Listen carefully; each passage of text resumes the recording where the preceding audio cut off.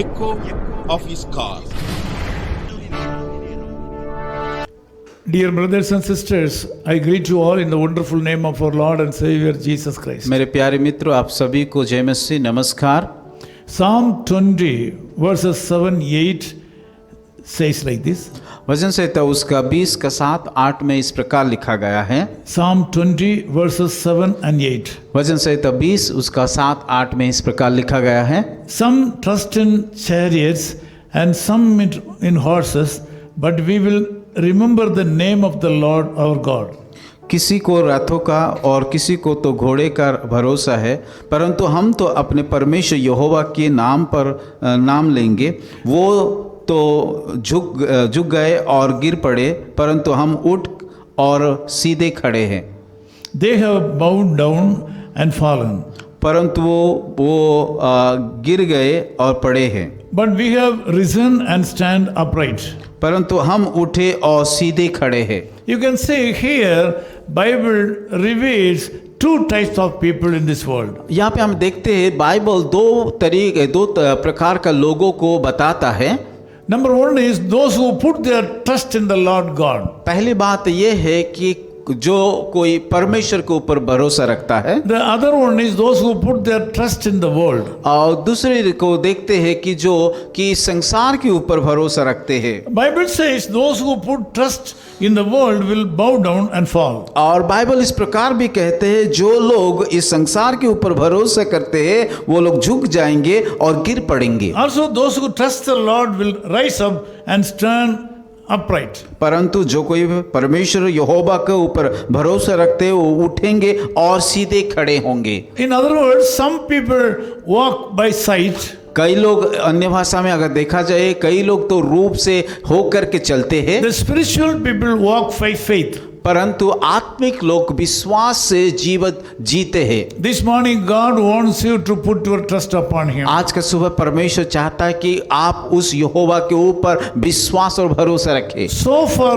you might have put your trust on the Lord, on the world. अभी तक तो आप लोगों के ऊपर, इस संसार के ऊपर विश्वास रखे हैं। The Lord wants to bless this day for you. आज का सुबह परमेश्वर आपको आशीष देना चाहता है। Because of that, He is carefully telling you that you should put your trust upon Him and Him only. परंतु वो चाहता है कि आप उसके ऊपर, केवल उसके ऊपर भरोसा रखें। He is not expecting you to put your trust on this world and world system. वो नहीं चाहता है कि इस संसार का रीति रिवाज और संसार के लोगों के ऊपर आप भरोसा रखें। Put your whole trust upon the Lord God. परंतु आपकी सारे विश्वास उस यहोवा जीवित परमेश्वर के ऊपर रखिए। The Lord Jesus Christ will be the source of blessing to you today. क्योंकि यीशु मसीह परमेश्वर सारे आशीष का स्रोत और भंडार He will है। certainly take care of you और today. जरूर वो आपका सारा जरूरत को पूरा करेगा। Let me pray for you. मैं आप लोग के लिए प्रार्थना करूंगा।